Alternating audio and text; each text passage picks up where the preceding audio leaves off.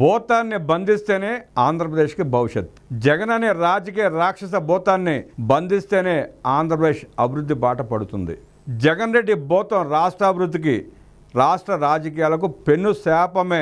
అధికారం కోసం దేనికైనా సిద్ధపడే ఔరంగజేబును జగన్ రెడ్డిలో చూడొచ్చు. మరోసారి ముఖ్యమంత్రి పదవి కోసం ఏమి చేయడానికైనా సిద్ధపడగలనని ఇప్పటికే తన చర్యలతో నిరూపిస్తున్నాడు జగన్ రెడ్డి. నిజానికి 2024 ఎన్నికల్లో తగిలిన చావు దెబ్బతో రాజకీయ భూతం భూస్థాపితమైందనే అనుకున్నారు చాలా మంది. కానీ తనలోని వికృత కోణాన్ని కొత్తగా ప్రదర్శిస్తున్నాడు జగన్ రెడ్డి.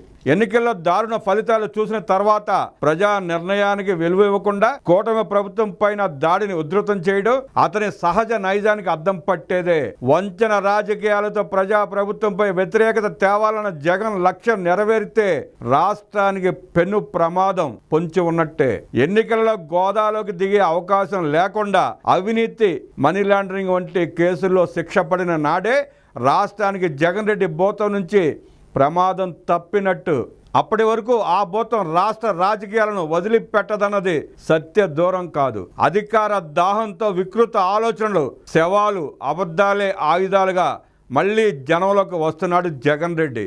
జగన్ రెడ్డి అధికారం దక్కలేదని అక్కసుతో ఆయనలో అరాచకం, క్రూరత్వం మరింత పెరిగినట్టే కనిపిస్తా ఉంది.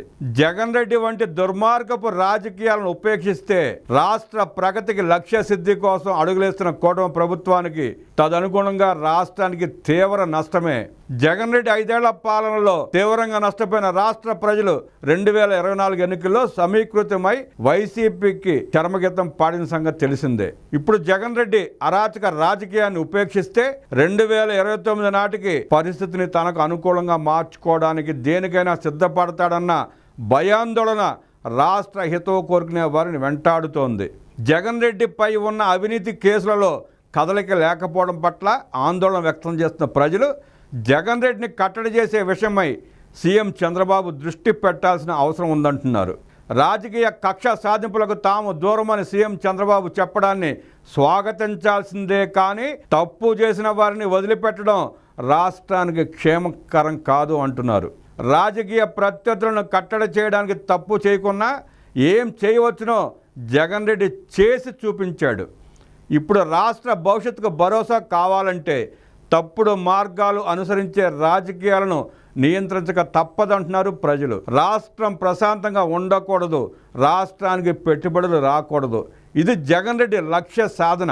అందుకే మీరు నా వెనక నడవండి, నాయకత్వం వహిస్తానంటూ రౌడీలు, గూండాలు, బెట్టింగ్ బ్యాచ్లను వెనకేసుకుని వస్తున్నాడు. కూటమి ప్రభుత్వం మెతక వైఖరి, సమన్వయాన్ని చులకనగా తీసుకుని అరాచకం, విధ్వంసం, దాడులతో ప్రజలను భయభ్రాంతులకు గురి చేస్తున్నాడు. అధికారంలో ఉన్నప్పుడు పోలీసు వ్యవస్థను వాడుకుని తప్పుడు కేసులతో భయపెట్టాడు. అధికారం పోయాక మరోసారి భయపెట్టేందుకు పరామర్శల పేరిట రౌడీలు, బ్లేడ్ బ్యాచ్లు, గంజాయి, బెట్టింగ్ బ్యాచ్లకు మద్దతుగా నిలుస్తున్నాడు. పరామర్శల పేరుతో రాష్ట్రంలో శాంతి భద్రతల సమస్యను సృష్టిస్తున్నాడు. రాష్ట్రంలో హింసను ప్రేరేపించేందుకు చంపేయండి, పొడి చేయండి, నరికేయండి, వార్ డిక్లేర్ అంటూ ప్లేకార్డులు ప్రదర్శించడమే అందుకు నిదర్శనం. గంజాయి, బెట్టింగ్, రౌడీజం చేసేవారికి విగ్రహాలు పెట్టడం అనే కొత్త సంస్కృతికి జగన్ రెడ్డి తెరలేపడం వెనుక అసలు వ్యూహం అదే. రాష్ట్రంలో పరామర్శల పేరిట మళ్లీ శవరాజకీయాలు ఊపందుకుంటున్నాయి. జగన్ రెడ్డి ముఖ్యమంత్రిగా ఉన్నప్పుడు అనేక సంఘటనలో ఎంతో మంది కన్ను మూశారు. అప్పుడు జగన్ రెడ్డి ఏ ఒక్కరి పరామర్శకు వెళ్ళలేదు. తిరుపతి రుయా ఆసుపత్రిలో ఆక్సిజన్ అందక 21 మంది చనిపోయారు. అన్నమయ్య ప్రాజెక్టు గేట్లు కొట్టుకుపోయి 33 మంది మృతి చెందారు. గోదావరిలో కచ్చలూరు వద్ద బోటు ప్రమాదంలో 39 మంది ప్రాణాలు కోల్పోయారు. ఇవన్నీ జగన్ రెడ్డి అధికారంలో ఉన్నప్పుడు జరిగిన సంఘటనలు. ఆనాడు ఏ ఒక్క బాధిత కుటుంబాన్ని జగన్ రెడ్డి పటాటోపంతో వెళ్ళి పరామర్శించింది లేదు. ఇప్పుడు పదవి పోగానే పరామర్శల పేరిట ప్రజల్లోకి వచ్చి ఇష్టానురీతిన మాట్లాడుతూ శాంతి భద్రతల సమస్య సృష్టిస్తున్నది జగన్ రెడ్డే. తిరిగి ప్రభుత్వాన్నే తప్పుబట్టడం జగన్ మార్క్ రాజకీయం.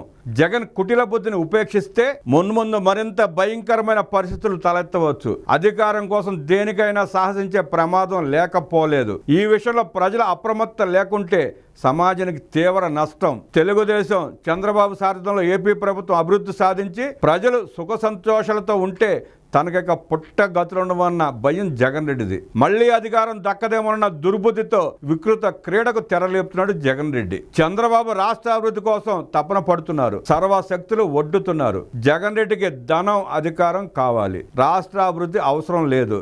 రాష్ట్రం ఏమైపోయినా పర్వాలేదు, అందుకోసం ఎంతకైనా తెగించే వ్యక్తి జగన్ రెడ్డి. జగన్ రెడ్డి అనే భూతం రాజకీయంగా భూస్థాపితమైతేనే రాష్ట్రంలో పెట్టుబడులు పెట్టడానికి పారిశ్రామికవేత్తలు ముందుకొస్తారు, రాష్ట్ర అభివృద్ధికి బాటలు పడతాయి. రాష్ట్రంలో జగన్ రెడ్డి భూతం వికృత రాజకీయాలు చేసినంత కాలం రాష్ట్ర అభివృద్ధికి ఆటంకమే. పాలనా వ్యవస్థలను గాడిలో పెట్టడానికి, ప్రజల భవిష్యత్తును తీర్చిదిద్దేందుకు సీఎం చంద్రబాబు సర్వశక్తులు ఒడ్డుతున్నారు. మంచిదే, కానీ ఓటమి దెబ్బతో ఫ్రస్ట్రేషన్లో ఉండి పిచ్చి పిచ్చిగా మాట్లాడుతున్న సైకోలను ఏరేయకపోతే ఏపీకి ఎప్పటికైనా ప్రమాదమే. రాజకీయ పక్షాలు, ప్రజలు ఈ విషయాన్ని గుర్తెరగాలి. వైఎస్ఆర్ కాంగ్రెస్ పార్టీలో అంతర్గత అసంతృప్తి, ఫ్యాన్ పార్టీ సీనియర్ల మనోగతం విన్నారా? ప్రస్తుతం ఆంధ్రప్రదేశ్ రాజకీయాల్లో వైఎస్ఆర్ కాంగ్రెస్ పార్టీలో అంతర్గతంగా తీవ్ర అసంతృప్తి అలుముకుంటోంది. జగన్మోహన్ రెడ్డి పార్టీ నాయకత్వం సాగిస్తున్న తీరుపై చాలా మంది సీనియర్ నాయకులు తీవ్ర అసహనం వ్యక్తం చేస్తున్నట్లు విశ్వసనీయ సమాచారం. ఆ పార్టీకి మొదటి నుండి అండగా ఉన్న పెద్దిరెడ్డి రామచంద్రారెడ్డి, బొత్స సత్యనారాయణ, ధర్మాన ప్రసాదరావు, పేర్ని నాని, జోగి రమేష్, వెల్లంపల్లి శ్రీనివాసరావు వంటి సీనియర్ నేతలంతా ఇప్పుడు మౌనంగా ఉన్నప్పటికీ అంతర్గతంగా మాత్రం తీవ్ర అసహనం వ్యక్తం చేస్తున్నారని తెలుస్తోంది. వారిలో కొందరు నేతలు ఈ మధ్య జరిగిన రప్ప కామెంట్లను కూడా సమర్థిస్తూ జగన్ రెడ్డి చేసిన వ్యాఖ్యలపై అసహనంతో ఉన్నారు. పార్టీ అధినేత ప్రతిసారి వివాదాస్పదమైన వ్యాఖ్యలను నేరుగా సమర్థించడం వల్ల కార్యకర్తలపై దాని ప్రభావం పడుతోందని వారు భావిస్తున్నారు. ఇది పార్టీని నడిపే పద్ధత.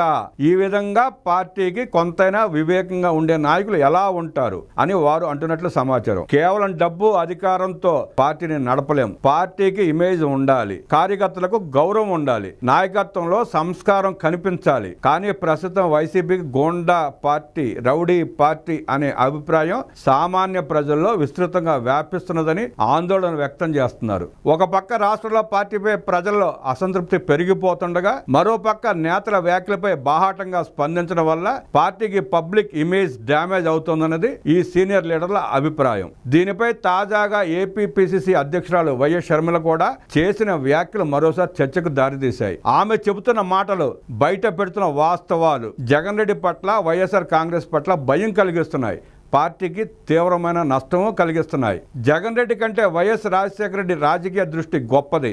ఆయన చనిపోయిన తర్వాత వైఎస్ఆర్ బ్రాండ్ దిగజారింది అంటూ ఆమె ఎప్పటికప్పుడు చెబుతున్న మాటలు అభిమానుల్లోనే కాక పార్టీ శ్రేణుల్లోనూ కలవరానికి దారితీశాయి. ఇక పార్టీ శ్రేణుల్లోకి చూస్తే జిల్లాల స్థాయిలో చాలామంది వర్కింగ్ ప్రెసిడెంట్లు, మాజీ మంత్రులు అసంతృప్తితో పక్కకు వెళ్ళిపోతున్నారు. అధికారంలో ఉన్నప్పుడు ఇచ్చిన హామీలు అమలు చేయకపోవడం, నాయకత్వం నుంచి ఎటువంటి సంప్రదింపులు లేకపోవడం, ఒక్క నిర్ణయం తీసుకునేటప్పుడు కూడా నాయకులతో చర్చించకపోవడం వంటి అంశాలు ఇప్పుడు తీవ్రంగా కలత కలిగిస్తున్నాయి. పార్టీలో ప్రస్తుతం చుట్టూ ఒక సెంట్రలైజ్డ్ కమాండ్ ఉందని, అది వైసీపీకి ప్రమాదకరంగా మారిందని కొందరు అభిప్రాయపడుతున్నారు. వైసీపీకి కాంగ్రెస్ క్యాడర్ అండ ఉంది, కానీ ఆ క్యాడర్కు గైడెన్స్ ఉండాలి, ఎప్పుడు ఎలా మాట్లాడాలి అనే పాఠం ఉండాలి.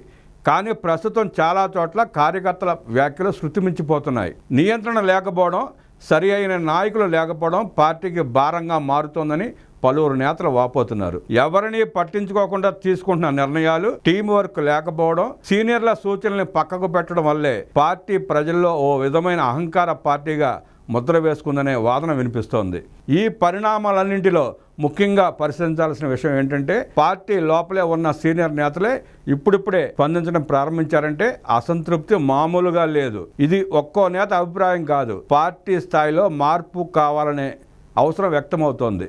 2024 ఎన్నికల ఓటమి తర్వాత కూడా ఆత్మ పరిశీలన జరగకపోవడం, ఓటమికి గల కారణాలపై బహిరంగంగా చర్చ జరగకపోవడం వల్లే ప్రజల నుండి వేరుపడినంత పని అయిందని విశ్లేషకుల అభిప్రాయం. పార్టీకి నాయకత్వం ఒకటే అయినా ఆ నాయకత్వానికి చుట్టూ ఉండే టీం విశ్వసనీయత కలిగి ఉండాలి, తగిన సలహాలు ఇవ్వగలగాలి. కానీ ఇప్పుడు జగన్ చుట్టూ ఉన్నవారిలో చాలామంది కేసులతో పార్టీ గురించి ఆలోచించలేని వారయ్యారని, ఎవరూ మౌలికంగా విశ్లేషించే స్థితిలో లేరని అంటున్నారు సీనియర్లు. పార్టీ నాయకత్వానికి మునుపటి తరహాలో నిజాయితీ, అవగాహన, వ్యవస్థాపక దృష్టి ఇప్పుడు కనబడట్లేదన్నది వారి బాధ. ప్రస్తుత పరిణామాలు చూస్తే వైసీపీకి ముందు గడ్డు పరిస్థితి ఉందని భావించాలి. సీనియర్ నేతలే బయటికి వలస వెళ్లే పరిస్థితి ఏర్పడితే పార్టీ నడిచే మార్గం అప్రతిష్టకరంగా మారే అవకాశం ఉంది. పార్టీలో చైర్ మాత్రమే కాదు, కలెక్టివ్ థింకింగ్, మేధావుల సూచనలతో కూడిన మార్గదర్శకత అవసరం. లేకపోతే ఈ అసంతృప్తి వ్యాప్తి అవుతుంది. ఆ తరువాత దాన్ని మళ్ళీ సమీకరించడం చాలా కష్టం. ఇప్పుడు ప్రశ్న, జగన్ రెడ్డి తన స్టైల్ ఆఫ్ పాలిటిక్స్ను మార్చుకుంటారా, లేక అదే దిశగా ముందుకు సాగుతారా? ఈ నాయకుల అసంతృప్తి అసలు నిజంగా చర్చకు వస్తుందా, లేక మళ్ళీ నిశ్శబ్దంలో మునిగిపోతుందా? కాలమే సమాధానం చెప్తుంది. కానీ ప్రస్తుతం జరుగుతున్న పరిణామాలు మాత్రం సైలెంట్ యుద్ధంగా పార్టీ లోపల నడుస్తున్నాయని మాత్రం తేల్చేస్తున్నాయి. ఆ పార్టీ మనుగడ భవిష్యత్ గురించి సీనియర్లు ఆవేదన చెందడం స్పష్టంగా కనిపిస్తోంది.